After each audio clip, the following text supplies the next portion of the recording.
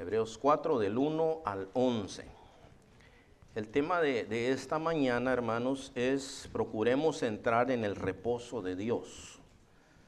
Como estamos hablando versículo a versículo del libro de Hebreos, este es el pasaje del día de hoy. Dice de esta manera: temamos pues no sea que permaneciendo aún la promesa de entrar en su reposo, alguno de vosotros parezca no haberlo alcanzado. Porque también a nosotros se nos ha anunciado la buena nueva como a ellos, pero no les aprovechó el oír la palabra por no ir acompañada de fe en los que la oyeron. Pero los que hemos creído entramos en el reposo, de la manera que dijo: por tanto, juré en mi ira, no entrarán en mi reposo. Aunque las obras suyas, es decir, las obras de Dios, estaban acabadas desde la fundación del mundo, porque en cierto lugar dijo así del séptimo día: y reposó Dios de todas sus obras en el séptimo día. Y otra vez aquí: no entrarán en mi reposo. Por lo tanto, puesto que falta que algunos entren en él, y aquellos a quienes primero se les anunció la buena nueva, no entraron por causa ¿de qué dice ahí, hermanos? De desobediencia. Otra vez determina un día, hoy, diciendo, después de tanto tiempo, por medio de David, como se dijo: si oyereis hoy su voz, no endurezcáis vuestros corazones, porque si Josué les hubiera dado el reposo, no hablaría después de otro día. Por tanto, queda un reposo para el pueblo de Dios, porque el que ha entrado en su reposo, también ha reposado de sus obras como Dios de las suyas. Procuremos pues entrar en aquel reposo para que ninguno caiga en semejante ejemplo de desobediencia. Entonces, este es el pasaje que consideramos hoy. A manera de introducción, déjenme decirle algunas cosas que necesito decirle. Primeramente, para entrar en el reposo de Dios, ya les voy a explicar qué es el reposo de Dios y en qué manera se menciona en esta escritura. Nosotros necesitamos creer. Entonces, nosotros a veces no consideramos esto como un pecado serio, como una ofensa seria, hermanos. Pero no creer en Dios es una cuestión de vida o muerte. Por ejemplo, en Juan capítulo 3 dice que Dios no envió a su Hijo al mundo para condenar al mundo, sino para que el mundo sea salvo por él. Ustedes lo han leído, ¿verdad? Pero dice: el que no cree ya ha sido condenado. Mira, hermano, mucha gente cree, pero aquí, hermano, Satanás también cree aquí. La Biblia dice que Satanás tiembla, y dice que tiembla cuando oye el nombre del Señor Jesucristo, pero eso no lo hace salvo. Es decir, creer intelectualmente a nosotros no nos sirve de nada, es creer de corazón. Entonces, hermano, fíjese, dice: no envió a su Hijo al mundo para condenar al mundo, sino que para que el mundo sea salvo por él. El que no cree ya es condenado, pero el que cree no es condenado. Nosotros no estamos aquí, hermanos, por méritos. Creímos en el Señor Jesucristo y Él nos ha recibido a nosotros, hermano. Dios hizo una diferencia entre el que cree y el que no cree. Toda la vida ha sido así, hermano. Los que no creyeron en el pasado, ya les voy a decir que está hablando, por ejemplo, de la tierra prometida. Los que no creyeron, hermano, que el Señor les iba a dar esa tierra, no entraron. Usted lo ha leído, ¿verdad? En el séptimo día, hermano, cuando el Señor designa el séptimo día, los que no creyeron, hermano, nunca guardaron el día de reposo. Incluso la pena, hermano, por no guardar el día de reposo en aquel tiempo era, ¿qué? La muerte. Entonces, en cierta ocasión se encuentra, hermano, en el pueblo de Dios alguien que está trabajando en el día de reposo, y Moisés consulta con el Señor, y el Señor le dice: pues esa persona tiene que morir. O sea que hay una diferencia entre el que cree y el que no cree en Dios. Y eso aplica a nosotros el día de hoy. ¿Cuánto les gustan las promesas de Dios, hermano? ¿Tú sabes que Dios provee para tus necesidades? Bueno, pero a veces como que fallamos en eso, ¿verdad? Como que sentimos así. Pero tenemos que creer en las promesas de Dios.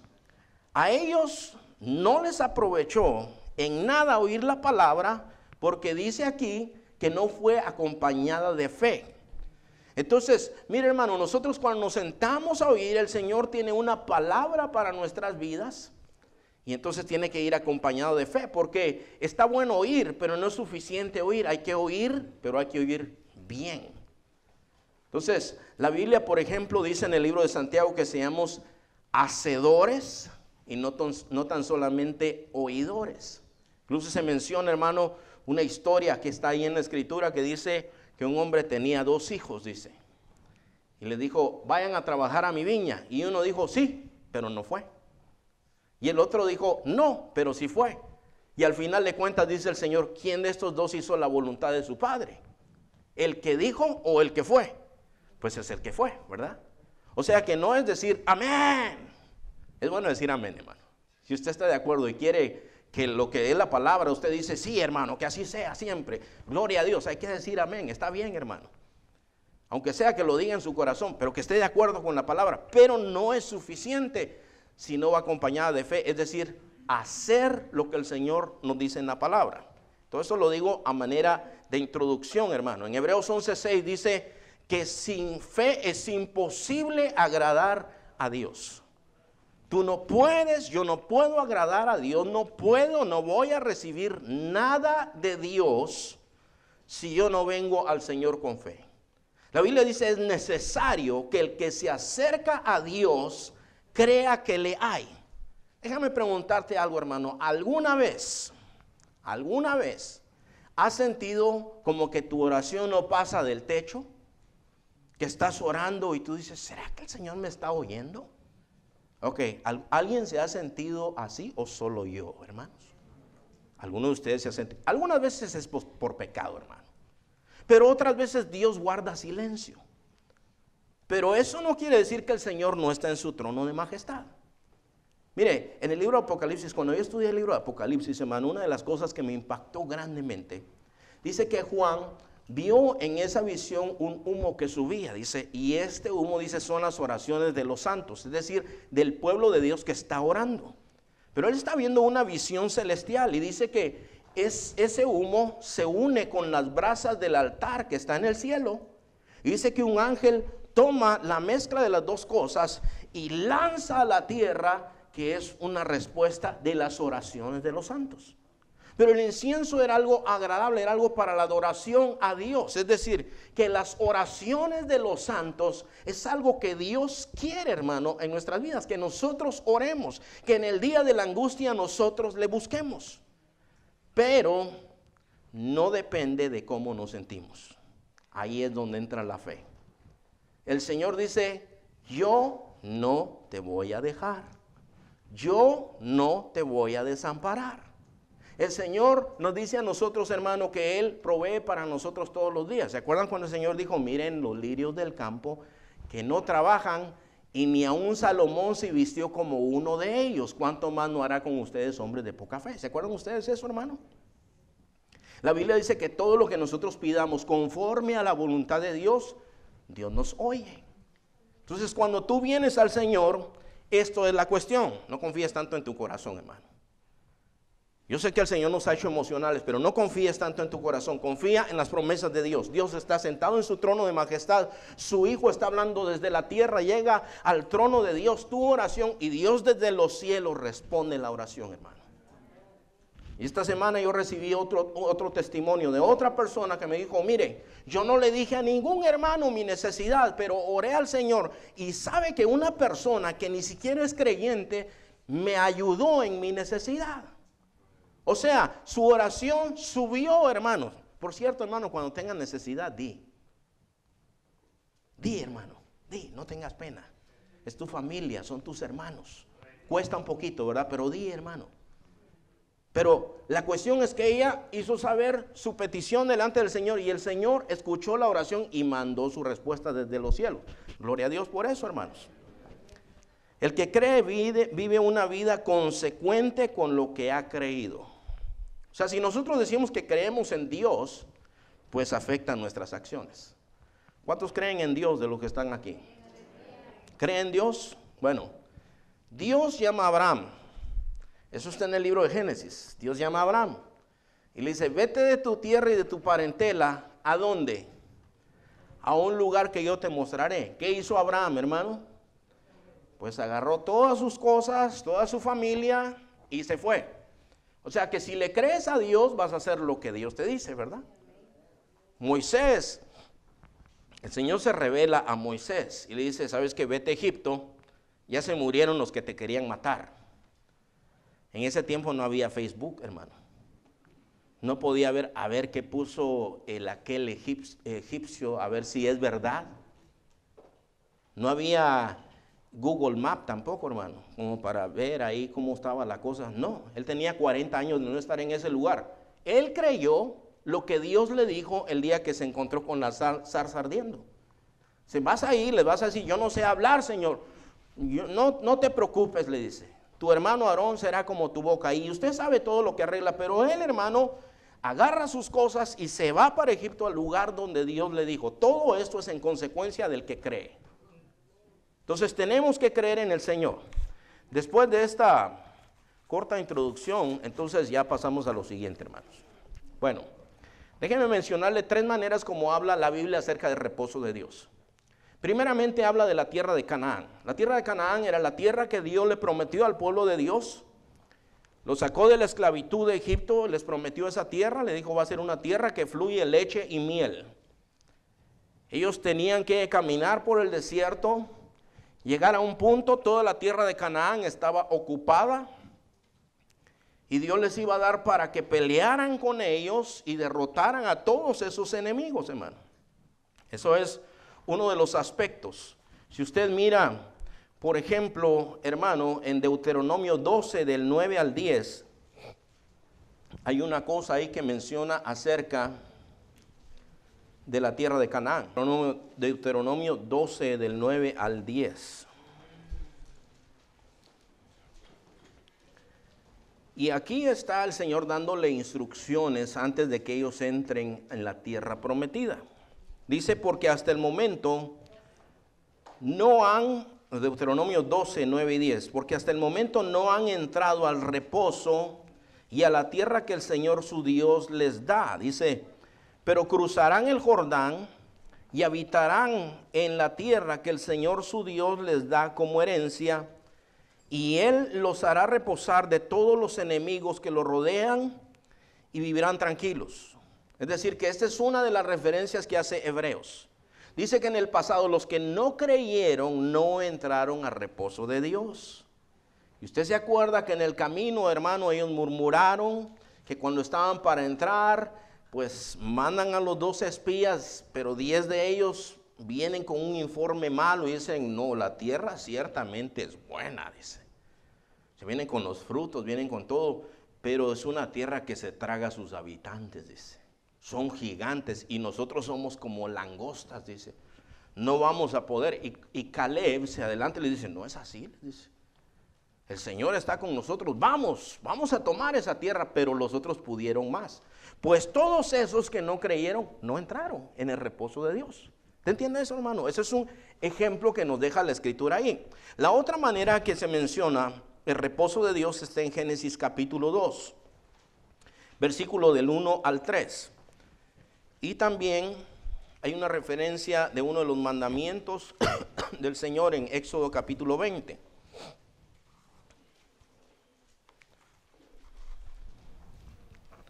Génesis 2 y Éxodo 20. Entonces, Génesis 2 nos dice lo siguiente, hermanos. Fueron pues acabados los cielos y la tierra y todo el ejército de ellos. Aquí está hablando después de que el Señor termina toda la creación. Y acabó Dios en el día séptimo la obra que hizo y reposó en el día séptimo de toda la obra que hizo, dice. Y bendijo Dios el día séptimo y lo santificó, lo apartó, porque en él reposó de toda la obra que había hecho en la creación. Uno de los mandamientos en Éxodo capítulo 20, versículo 8 al versículo 11 dice así: acuérdate del día de reposo para santificarlo, dice. 6 días trabajarás y harás toda tu obra, mas el séptimo día es reposo para Jehová tu Dios. No hagas en él obra alguna, tú, ni tu hijo, ni tu hija, ni tu siervo, ni tu criada, ni tu bestia, ni tu extranjero que está dentro de tus puertas. Porque en 6 días hizo Jehová los cielos y la tierra, y el mar y todas las cosas que en ellos hay, y reposó en el séptimo día. Por tanto, Jehová bendijo el día de reposo y lo santificó. Bueno, vamos bien hasta ahí. Tengo que decir algo, hermanos. Entonces, todo lo que yo digo, lo digo conforme a la palabra de Dios. Hay una denominación cristiana, hermano, que hace énfasis en el séptimo día. Usted ya sabe cuál es. Entonces, la cuestión es esta, hermano. Llegan hasta este punto, es decir, si tú te reúnes en el día domingo, tú no puedes ser hijo de Dios. Lo otro que dicen es, si tú no descansas, si tú trabajas en el día sábado, entonces tú no puedes ser hijo de Dios. Bueno, hay una diferencia y precisamente uno de los propósitos de este libro, hermano, es presentar que el nuevo pacto es mejor que el antiguo. Porque en el antiguo habían diferentes cosas. Por ejemplo, hermano, si esta ley estuviera en vigencia hoy, ¿cuántos muertos habrían que están trabajando el sábado? ¿Cuántos trabajaron ayer de los que están aquí, hermanos? Ya hay varios muertos aquí, ¿verdad? Ya están cortados. Ahora, nosotros estamos aquí hoy reunidos de acuerdo a la teología que ellos tienen. Nosotros no podemos ser hijos de Dios. Es más, ¿sabe a qué se atreven a decir? Que todos los que van a la iglesia el día domingo son hijos del diablo. Ahora, uno tiene que entender la escritura, hermano, porque en el nuevo pacto no es de día. Me refiero a que no se trata de un solo día. Todos los días son del Señor. Cuando uno lee en el libro de los Hechos, dice, y perseveraban cada día en el templo y en las casas. Todos los que habían creído estaban juntos y perseveraban unánimes todos los días en la doctrina de los apóstoles, en el partimiento del pan, en las oraciones, todos los días. Y entonces, hermano, ¿cuál es el problema? Ahora, si nos reunimos el sábado, ¿nos convertimos en del séptimo día nosotros, hermano? Bueno, nos estaríamos reuniendo en el séptimo día, ¿verdad? Pero no es una denominación. Lo que yo te quiero decir es que no se trata de un día, hermano. El reposo de Dios no se trata de en qué día nos reunimos. Se trata de una persona que es Cristo. Cristo es el que te da reposo. ¿Y qué si en el día martes tienes necesidad tú, hermano? Pues ven a la oración, ¿verdad?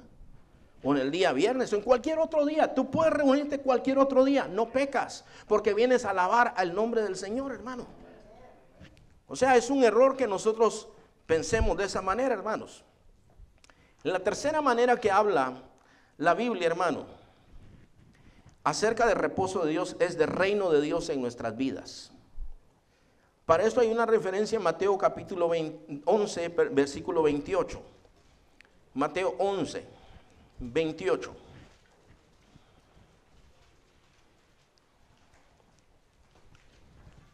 A ver, ¿cuántos se saben el himno de los Estados Unidos de los que están aquí? Pues yo creo que hay varios, ¿verdad? ¿Cómo se acaba el himno de los Estados Unidos? Si lo puede cantar, cántelo también. Dice, the land of the brave and the free, ¿verdad? Sí dice, ¿verdad? La tierra del valiente y del libre, ¿verdad? Así es, ¿verdad? Bueno, libre porque podemos ir a todos lados aquí. No es esclavo, ¿verdad? Pero aquí hay muchos esclavos, hermano. Aquí hay muchos esclavos del vino, de la pornografía. Hay muchos esclavos del pecado, pero entonces no es la tierra de los bravos y de los valientes y de los libres. No es la tierra, ¿verdad, hermano? No es un pedazo de tierra el que te da libertad, hermano. No es un pedazo de tierra. Entonces, fíjate, hermano, Jesús dijo estas palabras: venid a mí todos los que estáis trabajados y cargados, y yo os haré descansar. Dice, llevad mi yugo sobre vosotros y aprended de mí, que soy manso y humilde de corazón, y hallaréis, ¿qué? Descanso para vuestras almas, porque mi yugo es fácil y ligera mi carga. Entonces, fíjate, hermano, no se trata de dónde estás, sino quién está contigo. No se trata de un lugar. Hay otros que andan por la calle, hermanos, que te dicen que la promesa de Dios es la tierra, ¿verdad? Usan el Salmo 37, dice, los mansos heredarán la tierra. Tú tienes que hacerte de nuestra religión. Yo le digo, bueno, pero en Juan 14 el Señor dijo, yo voy a preparar lugar para que donde yo estoy, vosotros también estéis. Y al final de los evangelios, al principio de los hechos, dice que el Señor Jesús ascendió al cielo, hermano. Y el Señor dijo, bueno, yo me voy a preparar lugar para que donde yo estoy, ustedes también estén. Ahora lo importante, hermano, no es el lugar en sí, no es si es en la tierra, si es en otro lugar, sino es con quién estás.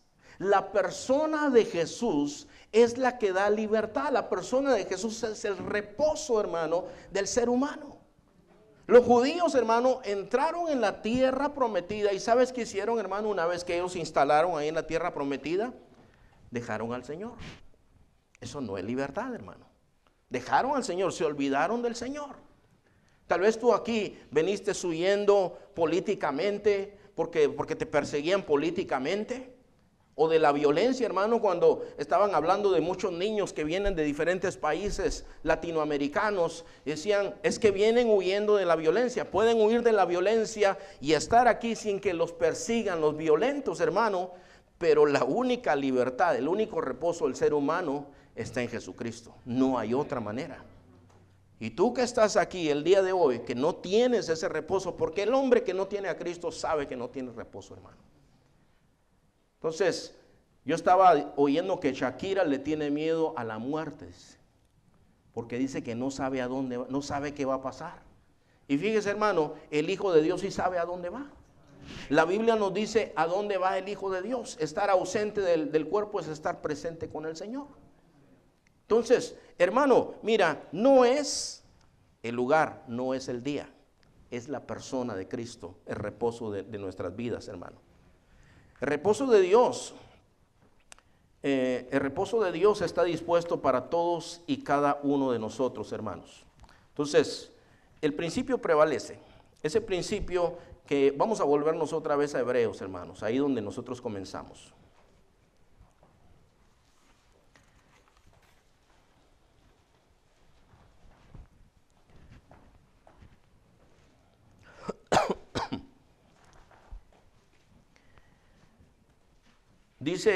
Dice aquí, hermanos, temamos pues, en el versículo 1, no sea que permaneciendo aún la promesa de entrar en su reposo, alguno de vosotros parezca no haberlo alcanzado.